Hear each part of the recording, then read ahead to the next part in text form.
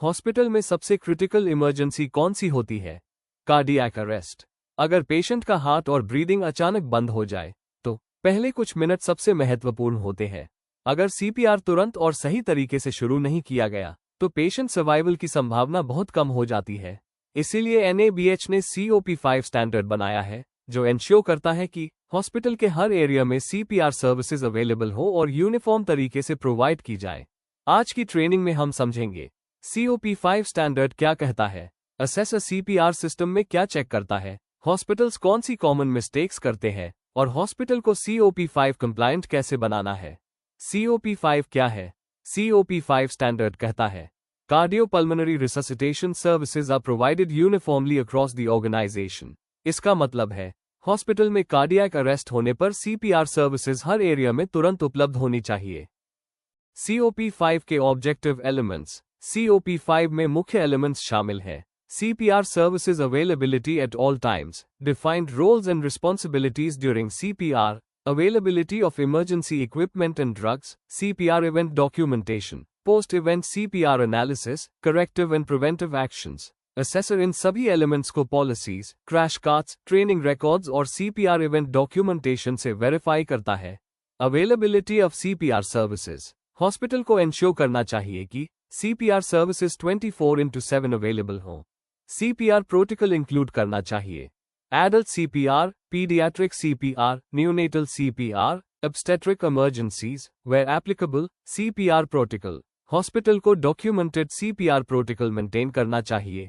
ये protocol generally based होता है accepted international guidelines, standard resuscitation practices. Display of CPR protocol. CPR protocol critical areas में prominently display होना चाहिए। उदाहरण: emergency department, ICU, operation theatre, crash carts. इससे staff emergency situation में quickly refer कर सकता है। Early initiation of CPR। COP5 के अनुसार बेसिक लाइफ सपोर्ट BLS तुरंत इनिशिएट होना चाहिए। जैसे ही कार्डियक अरेस्ट आइडेंटिफाई होता है, CPR इमीडिएटली शुरू किया जाना चाहिए। CPR team roles. CPR के दौरान टीम मेंबर्स की क्लियरली डिफाइंड रोल्स और रिस्पॉन्सिबिलिटीज होनी चाहिए। Typical CPR team roles: team leader, airway manager, medication administrator, recorder. Team coordination. CPR success काफी हद तक डिपेंड करता है team coordination, role clarity, communication, इसलिए स्टाफ को कोड ब्लू रिस्पॉन्स ट्रेनिंग दी जानी चाहिए। Availability of emergency equipment. Hospital के सभी पेशेंट केयर एरियाज में CPR इक्विपमेंट अवेलेबल होना चाहिए। Examples: crash cart, intubation equipment, oxygen supply, defibrillator availability. Defibrillator easily accessible होना चाहिए ताकि कार्डियक अरेस्ट सिचुएशंस में इमीडिएट डिफिब्रिलेशन पॉसिबल हो। Emergency medications. CPR के दौरान रिक्वायर्ड इमरजेंसी ड्रग्स अवेलेबल होने चाहिए। Examples: adrenaline, atropine, amiodarone. ये ड्रग्स क्रैश कार्ट में स्टैंडर्डाइज्ड फॉर्मेट में अवेलेबल होने चाहिए।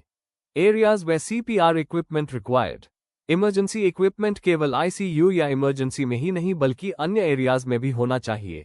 OPD, radiology department, dialysis unit, chemotherapy ward, endoscopy sweet. CPR event documentation. जब CPR इवेंट अकर होता है तो हॉस्पिटल को कंप्लीट डॉक्यूमेंटेशन मेंटेन करना चाहिए। CPR डॉक्यूमेंटेशन में इंक्लूड होना चाहिए time of cardiac arrest, time of CPR initiation, team members involved, drugs administered, CPR checklist. Documentation के लिए hospital pre defined CPR checklist use कर सकता है। चेकलिस्ट अवैल्यूएट करती है timeliness of response, availability of equipment, availability of drugs, debriefing after CPR event के बाद team members के साथ डीब्रीफिंग सेशन करना अच्छा प्रैक्टिस माना जाता है। इससे टीम लर्निंग इंप्रूव होती है, फ्यूचर परफॉर्मेंस बेटर होता है। Post event analysis. COP5 के अनुसार हॉस्पिटल में multi disciplinary committee CPR events का एनालिसिस करती है। CPR रिव्यू कमिटी में शामिल हो सकते हैं physician, cardiologist, anaesthesiologist, code blue team member, nurse representative. Frequency of review. CPR review committee को कम से कम हर क्वार्टर में मीटिंग करनी चाहिए। मीटिंग में CPR इवेंट्स एनालाइज किए जाते हैं।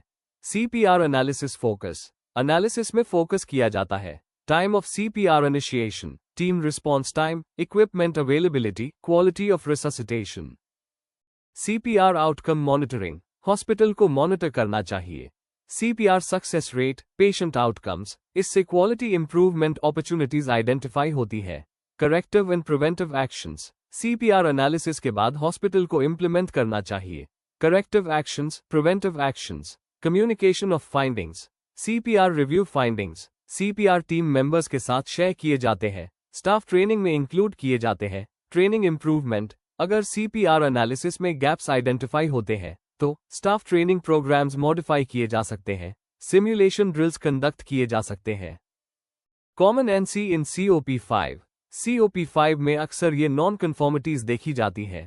CPR प्रोटोकॉल डॉक्यूमेंटेड नहीं है, क्रैश कार्ट्स प्रॉपर्ली मेंटेन नहीं है, CPR इवेंट डॉक्यूमेंटेशन इनकम्प्लीट है, CPR review committee meetings conducted नहीं है, करेक्टिव एक्शंस इंप्लीमेंटेड नहीं है।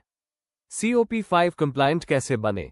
हॉस्पिटल को COP5 कंप्लायंट बनाने के लिए CPR SOP डेवलप करें, क्रैश कार्ट स्टैंडर्डाइज करें, CPR ट्रेनिंग प्रोग्राम्स कंडक्ट करें, CPR इवेंट डॉक्यूमेंटेशन मेंटेन करें, पोस्ट इवेंट एनालिसिस और कैपर इंप्लीमेंट करें।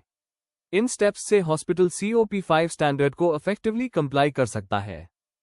इस NABH ट्रेनिंग सीरीज की अगली वीडियो में हम डिस्कस करेंगे COP6, nursing care is provided to patients in the organization in consonance with clinical protocols। अगर आप NABH standard step by step सीखना चाहते हैं तो वीडियो को लाइक करें, चैनल को सब्सक्राइब करें, नोटिफिकेशन बेल ऑन करें ताकि आप आने वाली ट्रेनिंग वीडियोस को मिस न करें।